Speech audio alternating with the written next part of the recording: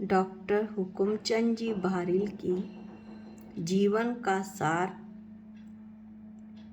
कुछ पंक्तियों से हम मास्टर की शुरुआत करते हैं।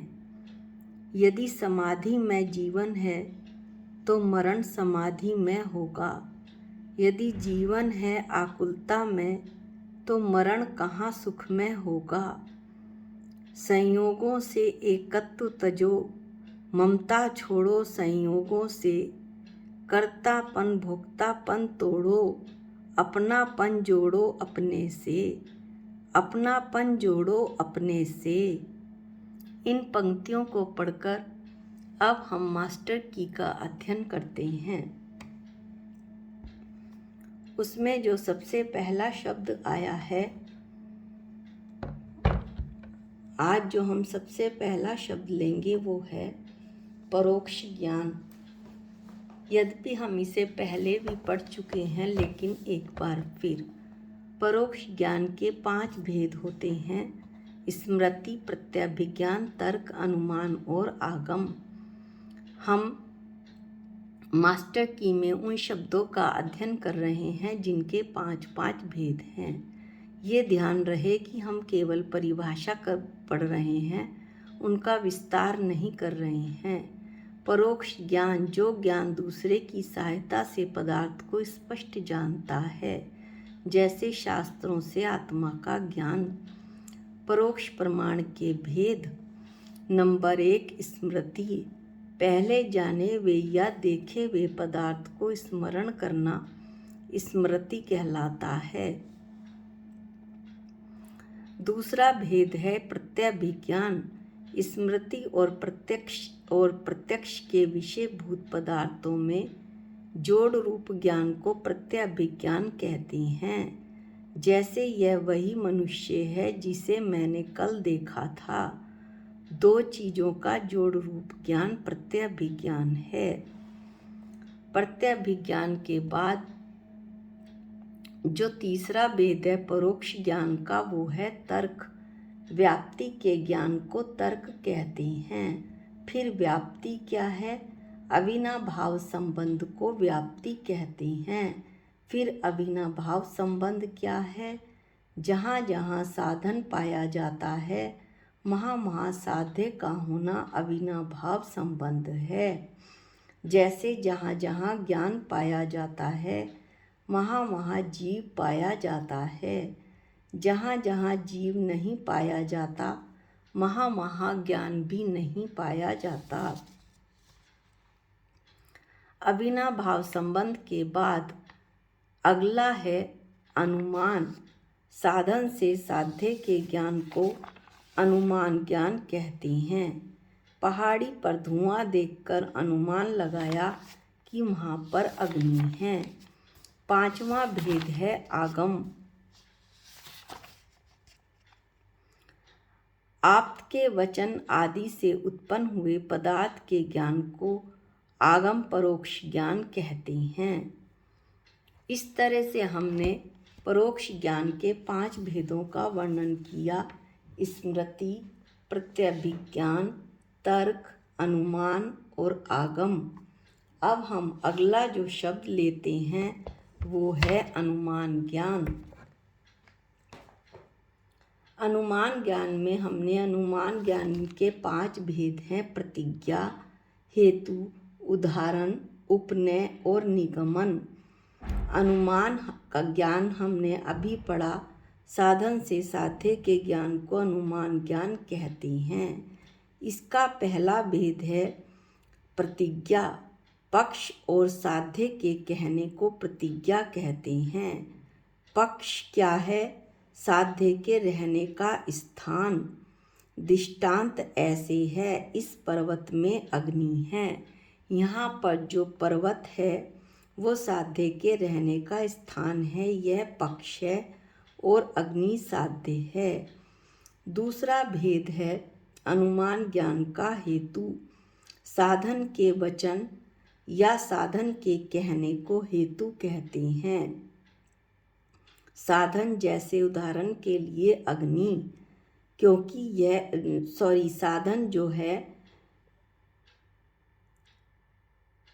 साधन के वचन कहने को हेतु कहते हैं। अग्नि तो साध्य हुआ, और साधन जो हुआ, जो साधन से साध्य के ज्ञान को कराए, वो जैसे साधन से साध्य का ज्ञान होना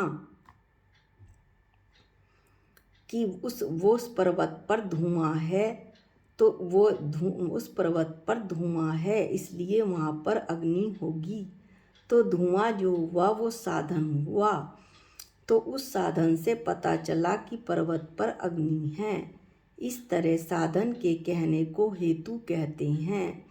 तो साधन का दृष्टांत इस तरह होगा कि क्योंकि यह धूमवान है, अर्थात यह धुएं वाला है। उदाहरण किसको कहते हैं? व्याप्ति पूर्वक दृष्टांत के कहने को उदाहरण कहते हैं। जैसे जहाँ जहाँ धुआं है वहाँ वहाँ अग्नि है। अभी हमने व्याप्ति की परिभाषा और उसमें अविनाभाव संबंध भी पढ़ा था। तो जहाँ जहाँ धुआं है वहाँ वहाँ अग्नि है। जैसे रसोई घर, जहाँ जहाँ अग्नि नहीं है वहाँ वहाँ धुआं भी नहीं है, जैसे तालाब। अब इसमें एक शब्द आया है व्याप्ति पूर्वक दृष्टांत। तो दृष्टांत किसको कहते हैं? जहाँ पर साध्य और साधन की मौजूदगी या गैर मौजूदगी दिखाई जाए, जैसे रसोई घर अथवा तालाब। दृष्टांत के भी दो भेद हैं, एक अन्वय दृष्टांत और एक व्यतिरेक दृष्टांत।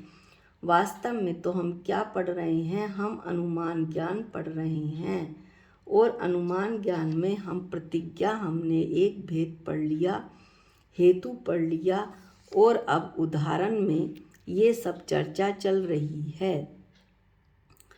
दृष्टांत के भेद। अन्वय दृष्टांत, जहाँ साधन की मौजूदगी में साध्य की मौजूदगी दिखाई जाए, जैसे रसोई के घर में धुएं का सद्भाव होना, अग्नि का सद्भाव दिखाया गया है, रसोई घर में धुआं है। व्यतिरेक दृष्टांत, जहाँ साध्य की गैर मौजूदगी में साधन की गैर मौजूदगी दिखाई जाए, जैसे तालाब।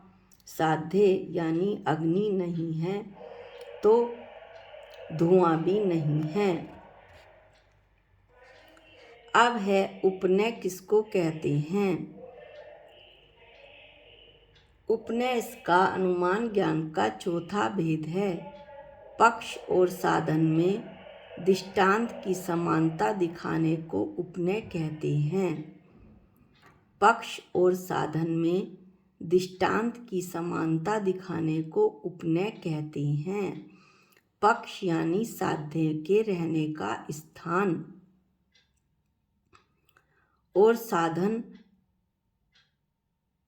यदि अग्नि और धुआं में हम साधन देखें तो जो साधन है वो धुआं है।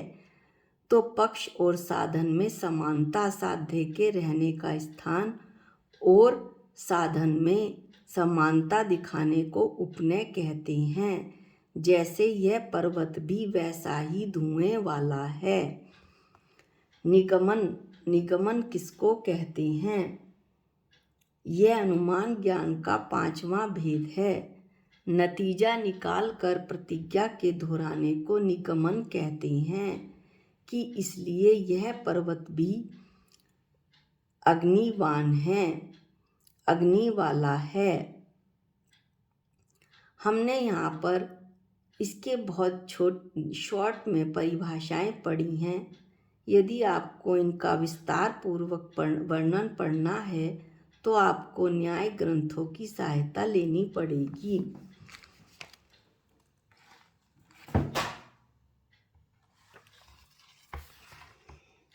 अनुमान ज्ञान के बाद जो अगला शब्द आता है वो है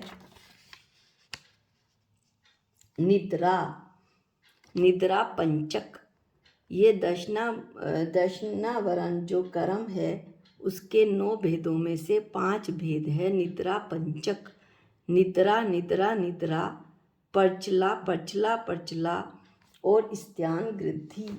यद्यपि हमने ये जैन सिद्धांत प्रवेशिका में बहुत अच्छे से पढ़ लिया था, लेकिन एक बार फिर निद्रा मन, मद, खेद और थकान दूर करने के लिए सोना निद्रा दर्शनावरण है। निद्रा गहरी नींद को, जिसमें जीव का आँख खोलना भी या अशक्य होता है, यानी वो आँख भी नहीं खोल पाता, वो निद्रा है। परचला, जिस कर्म के उदय से प्राणी कुछ जागता है और कुछ सोता है, उसे परचला कहते हैं। अगला है भेद परचला। निद्रा पंचक का अगला भेद है। चौथा भेद परचला। जिस कर्म के उदय से सोते समय मुख से लार बहती है, कुछ अंगोपांग भी चलते हैं, सुई आदि चुभाने पर चेत भी नहीं होता, यानी कि उसे चेतना भी नहीं आती, वो जगता भी नहीं है जीव, तो उसे परचला कहते हैं। अगला है स्त्यान गृद्धि, जिसके उदय से नींद में ही अपनी शक्ति से बाहर कोई काम कर डाले और जागने पर उसे मालूम भी ना हो कि मैंने क्या किया, इसे स्त्यान गृद्धि कहते हैं। इस तरह से हमने निद्रा पंचक के 5 भेद पढ़े। निद्रा, परचला और स्त्यान गृद्धि। इसके बाद जो अगला शब्द है वो है संवर के कारण। संवर के 5 कारण हैं: व्रत, समिति, गुप्ति, परिचय, जय और चारित्र। अब हम इन्हें एक एक करके पढ़ेंगे। संवर, जीवन में नए दोषों और उन दोषों के कारणों को एकत्रित नहीं होने देने का मार्ग संवर है। संवर होने पर ही संचित दोषों व उनके कारणों का परिमार्जन किया जा सकता है। उसके बाद ही प्राणी की मुक्ति संभव है। प्राणी मात्र को अपने कल्याण हेतु का आश्रव के कारणों को समझकर और उनसे बचकर संवर करना चाहिए। संवर ग्रहण करने योग्य है। नए कर्मों को आने से रोकना ही, साधारण शब्दों में नए कर्मों को आने से रोकना ही संवर है और संवर ग्रहण करने योग्य है। आश्रव है। अब हमने जो इसमें सबसे पहला भेद है संवर के कारणों में, वो है व्रत। व्रत धर्म का साधन माना गया है। संसार के समस्त धर्मों में किसी न किसी रूप में व्रत और उपवास को अपनाया है। व्रत के आचरण से पापों का नाश होता है, पुण्य का उदय होता है, शरीर और मन की शुद्धि होती है और किसी मनोरथ की प्राप्ति के लिए भी व्रत किया जाता है। साथ ही शांति की प्राप्ति के लिए और परम पुरुषार्थ की सिद्धि के लिए जो व्रत किया जाता है उससे संवर होता है।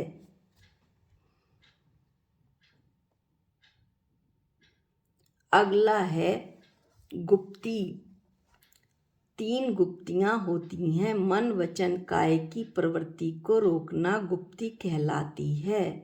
इसके बाद है समिति। जीवों की हिंसा से बचने के लिए मन, वचन, काय की प्रवृत्तियां, चलना, उठना, बैठना, ग्रहण करना, उठाना, रखना इत्यादि यत्न पूर्वक करना समिति है।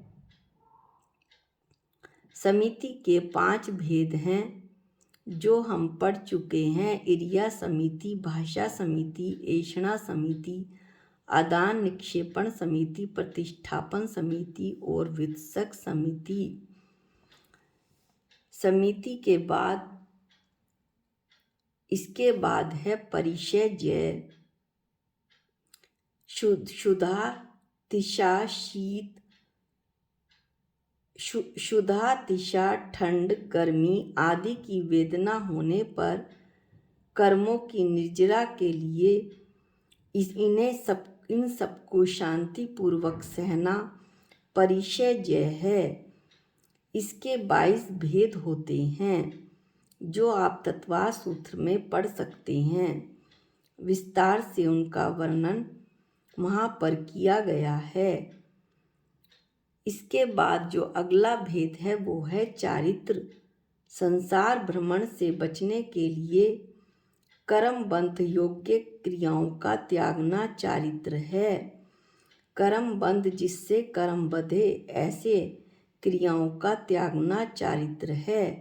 ये भी 5 प्रकार का होता है जो हमने पिछले वीडियो में पढ़ा था। सामायिक, छेदोपस्थापना, परिहार, विशुद्धि, सूक्ष्म, संप्राय और यथा क्या चारित्र।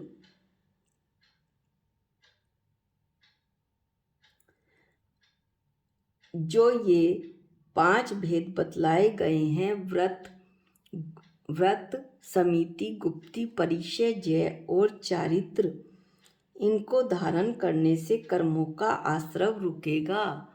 कर्मों का आश्रव रुकेगा तो संवर होगा। इस तरह से शास्त्रों में बताया गया है। इसके बाद जो अगला है वो है ग्राह्य वर्गणा।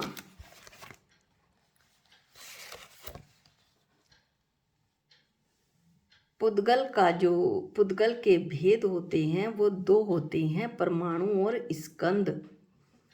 परमाणु वो होता है या अणु भी कहते हैं जो सबसे सूक्ष्म पुद्गल है वो परमाणु या अणु कहलाता है। इसका दूसरा विभाग नहीं हो सकता और ये एक प्रदेशी होता है। जब 2 या 2 से अधिक परमाणुओं का बंध बनता है तो उसे स्कंद कहते हैं। पुद्गल परमाणुओं में ऐसी शक्ति होती है कि उनमें बंध बन जाते हैं वो, जिससे कि स्कंद बनता है। इसी से वे बहुप्रदेशी हो जाते हैं। ये जो पुद्गल स्कंद हैं यही वर्गणा कहलाते हैं। अब हम देखते हैं कि ग्राह्य वर्गणा कौन कौन सी हैं। आहार वर्गणा। जो वर्गणा औदारिक, वैकृक और आहारक इन 3 शरीर रूप से परिणमन करता है उसे आहार वर्गणा कहते हैं। इसके बाद है तेजस वर्गणा। जिस वर्गणा से तेजस शरीर बनता है उसे तेजस वर्गणा कहते हैं। इसके बाद अगला है भाषा वर्गणा। जो वर्गणा शब्द रूप से परिणमित होता है उसे भाषा वर्गणा कहते हैं। इसके बाद अगला जो चौथा भेद है वो है मनोवर्गणा। जिस वर्गणा से अष्टदल कमल के आकार रूप द्रव्य मन की रचना होती है उसे मनोवर्गणा कहते हैं। क्योंकि वर्गणा पुद्गल स्कंद है, इससे जो रचना होगी वो द्रव्य मन की ही होगी। कारमाण वर्गणा किसे कहते हैं? जिस वर्गणा से कारमाण शरीर क्षमा कीजिएगा, जिस वर्गणा से कारमाण वर्गणा बनती है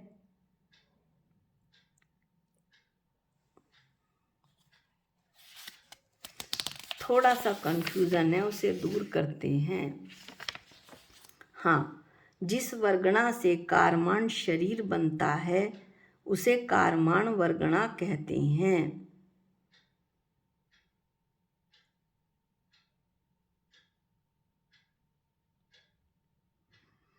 इसे दोबारा सुनिए। कारमाण वर्गणा किसे कहते हैं? जिस कारमाण वर्गणा से कारमाण शरीर बनता है या जिस वर्गणा से कारमाण शरीर बनता है उसे कारमाण वर्गणा कहते हैं। शरीर अलग हैं और वर्गणा अलग हैं। शरीर भी 5 प्रकार के होते हैं और वर्गणा भी 5 प्रकार की होती हैं। ये भी हमने जैन सिद्धांत प्रवेशिका में शरीर के विषय में पढ़ा था कि शरीर कौन कौन से हैं। औदारिक, वैकृतिक, आहारक, तेजस और कारमाण। इस तरह से हमने 5 वर्गणा पढ़ी।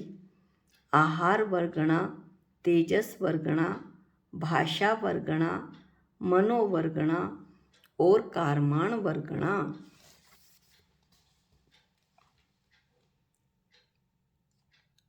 आज के वीडियो में इतना ही। आज का वीडियो कुछ लंबा भी हो गया है। जो 5-5 शब्द चल रहे थे वो समाप्ति की ओर हैं। अगले वीडियो में उनका समापन हो जाएगा। आज के लिए इतना ही। निज निधि निज में बताई, ये अनंत उपकार है। इसके लिए जिन वाणी माँ को वंदना अनंत बार है, वंदना अनंत बार है। सबको जय जिनेंद्र।